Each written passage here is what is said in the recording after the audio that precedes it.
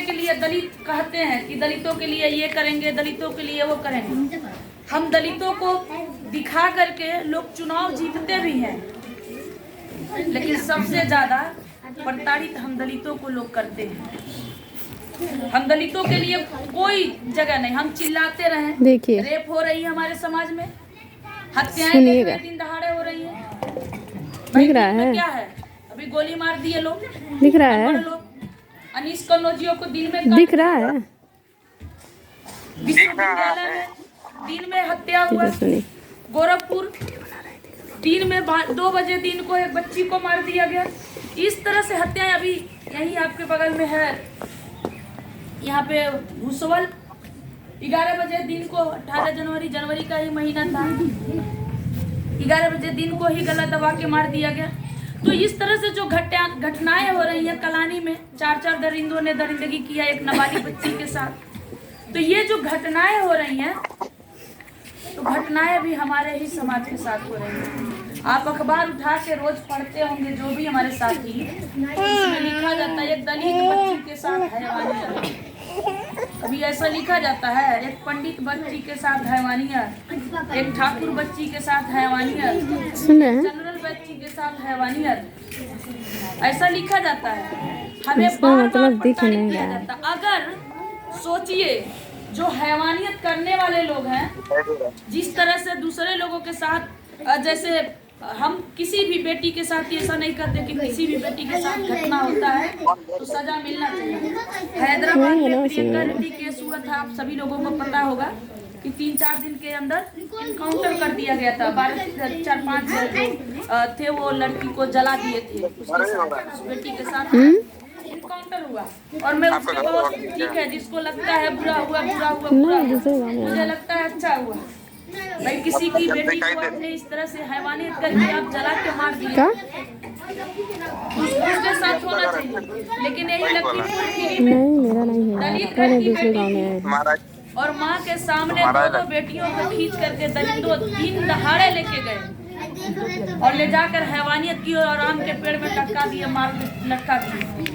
लेकिन उनके घर पे बुलडोजर नहीं चला, उनके लिए कोई समाज सेवक सामने नहीं आया, उनके लिए कोई नहीं कहा ये देश की बेटी है। हाथरस वाला घटना तो आप देख ही रही हैं। बाकी हाथरस और जगह छोड़िए, गोरखपुर की बात करें तो गोरखपुर में बहुत सारी बेटियां ऐसे जल रही हैं। अभी कलानी हुआ या काली मंदिर 25 दिसंबर 2022 को ही एक नाबालिग बच्ची को रेप करके मार दिया गया और हाथरस जैसा केस दोहराने की कोशिश की गई। साथियों, कहने का तात्पर्य सिर्फ ये है कि हम दलित तड़पते हैं, चिल्लाते हैं, रोते हैं, लेकिन हमारी आवाज किसी अधिकारी, किसी पुलिस, किसी विधायक, किसी मंत्री तक हमारी आवाज नहीं जाती। और पूरी राजनीति की ढांचा हमारे ही ऊपर तैयार किया कि हम इनको लिए ये बनाएंगे, इनके लिए ये बनाएंगे, और वो तब तक ही बनता है सिर्फ 3 महीने के अंदर। मतलब 4 साल 9 महीना तो लोग अपने घर में बैठे रहते हैं। भाई ये ठंडी में तो बहुत ठंडी लगता ना भाई, आपको भी लग रहा है, लेकिन मैं इसीलिए आपके बीच में आई हूँ कि हमारा और आपका खून का रिश्ता है। मैं आपकी समाज की बेटी हूँ, मैं इसीलिए आपके बीच में आई हूँ और गांव जा रही हूँ। मेरी आवाज़ से पता चल रहा होगा मेरी तबीयत खराब भी है, लेकिन फिर भी मुझे एक दिन समय नहीं मिल रहा है कि मैं ठीक से घर पे रह करके आराम करूँ और अपनी दवा अच्छे से करा लूँ। इसके पीछे मजबूरी नहीं है सब गाँव में जाना, लेकिन उससे बड़ी वजह मजबूरी है कि हमारा समाज जो है ना, एकदम से दबा कुचला, शोषित, वंचित है। यहाँ दिख रहा है, जैसे कहते हैं कचरे को गड्ढे में डालने के लिए आरी उसके लगा दिया जाता, पेंट पॉलिश कर दिया जाता, कचरादान अलगे रहता है। जैसे कूड़ादान देखे ना, तो बाहरवा से बड़ा सुंदर दिखता है, लेकिन उसमें बहुत सारा कचरा भरा होता है। उसी तरह हम भी कचरे के भांति ही हैं। ये सरकार बड़ी बड़ी सड़कें बना करके, सड़कें के सिवा बताइए आपको मिला क्या? उस सड़कों से मैं सवाल करती हूँ लोगों से, और सवाल करती हूँ ये जो लोग वोट मांगते हैं या जो लोग हमारे पे राजनीति करते हैं, कि जो चौड़ी चौड़ी सड़कें बनाए हैं, आप लोग बैठी हैं, बताइए कितने लोगों के पास चरपहिया गाड़ी है? चरपहिया गाड़ी है? तो जब चरपहिया गाड़ी नहीं है और तुम राजनीति हम पे करते हो, तो हमारे सवाल ये है कि रोडवा उबड़ खाबड़ होकर या प्लेन होकर हमसे कोनो मतलब बा? कोई मतलब नहीं है।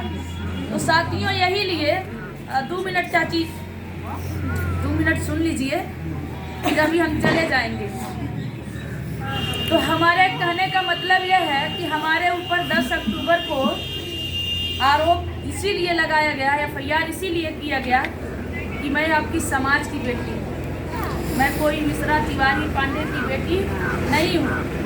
अगर होती तो हमारा भी रोज रोज अखबारवा भाई कमवा कर रही हूँ ना, तो रोज बड़ा बड़ा हमारा पेपर छपता और लोग कहते कि ये समाज की देवी है। लेकिन आज उनके नज़र में मैं बुरी हूँ, आज उनके लिए मैं ठीक नहीं हूँ, क्योंकि मैं आपके लिए लड़ रही हूँ और आपको जागरूक कर दी हूँ। भाई इतना तो आपको पता चल गया ना कि जमीन है, लेकिन बेईमानों ने हमारा हिस्सा जमीन नहीं दे रहे हैं। भाई पहली बार बात की तो आपको समझ नहीं आ रहा था, लेकिन अब तो समझ आ गया ना। तो उनको पता है कि ये गांव-गांव जा रही है, जो ठंडी है, बारिश है, धूप है, तो ये महिलाओं को, अपने समाज को जागरूक कर रही है। क्योंकि ये बेवकूफ़ बनाए थे आज तक। जैसे ये 5 किलो पहले कहा जाता था, कहावत था, दादी हैं हमारे ख्याल से 70 साल की हो गई है, जब ये हमारे उम्र की रही होंगी, जिनके दादा ये देखी होगी। हमारे बाप दादा दूसरे घर में चाकरी करते थे, उनके घर में काम करते थे, हरवाही करते थे। तो लोगों का एक डायलॉग था, जो बड़े लोग थे, पैसे वाले धन्ना सेठ लोग थे, उनका डायलॉग होता था कि इन दलितों को, इन पिछड़ों को उतना ही खाना दो कि ये मरे ना मोटाए ना। ये उनका डायलॉग था। और इसके पीछे कारण ये था कि मरे ना मोटाए ना क्यों? अगर ये मर गए तो हमारे खेत में हल कौन चलाएगा, कटिया कौन करेगा, सोहनी कौन करेगा, हमारे नाली कौन साफ करेगा, झाड़ू कौन लगाएगा, कपड़ा कौन धुलेगा, बर्तन कौन धुलेगा, हमारे लिए खाना कौन बनाएगा। इसलिए ये मरना नहीं चाहिए, इनको उतना खाना दो कि इनको जिंदा रखना है। अगर ढेर खिला दिए तो मोटा जाएंगे, और मोटा जाएंगे तो हमसे लड़ जाएंगे, अपना हिस्सा मांगेंगे। तो ये 5 किलो रसनवा भी आपको मरने नहीं देगा और मोटाने भी नहीं देगा। इस समय के मोटाने का मतलब ये है कि ये 5 किलो राशन पे जिंदा तो रहेंगी, जिंदा है, जिंदा तो रहेंगी, लेकिन आप अपने बच्चों को पढ़ा नहीं सकती, अपने लोगों को नौकरी नहीं दिला सकती, अपना मान सम्मान नहीं बचा सकती, अपना भविष्य नहीं तय कर सकती। और ये 5 किलो राशन हमको भिखारी बना दिया, आप लोगों को भिखारी बना दिया। ये बात मैं हर जगह करती हूँ, हो सकता मेरी बात बुरी लगे, लेकिन ये 5 किलो राशन ऐसे भिखारी बनाया है कि जब आप झोला ले करके कोटेदार के घर जाती होंगी, चाहे आप लोग जाते हैं, तो कोटेदार भी समझते हैं कि हम अपने दादा के घर से दे रहे हैं, आप पे बड़ा उपकार कर रहे हैं। भाई जो कोटेदार वही माफ करिए, हो सकता यहाँ के ठीक हो गए, लेकिन सुनाई दे रहा है, हाल वही है, ठीक है। तो उनको भी लगता है, अगर थोड़ा बहुत हम बोलते हैं तो कहते देखा तू ना काट के हम नहीं तो अब वो करे ऊपर राजनीति क्या करत हमें प्रधानों भी सोचल कि डाई देखो तू हमके वोट देले नहीं बड़ू अभी देते नहीं, इतने गरीमत बा, ढेर बोला न नहीं तो अगर तुहार राशन कट जाये, अब खैले बिना लोग मर जाइबा। अच्छा दादी तुहार नहीं मिलत था, ठीक है, वो बात पे बाद आएंगे, लेकिन फिर भी वही 5 किलो पे और राजनीति कैसे हो रहा है।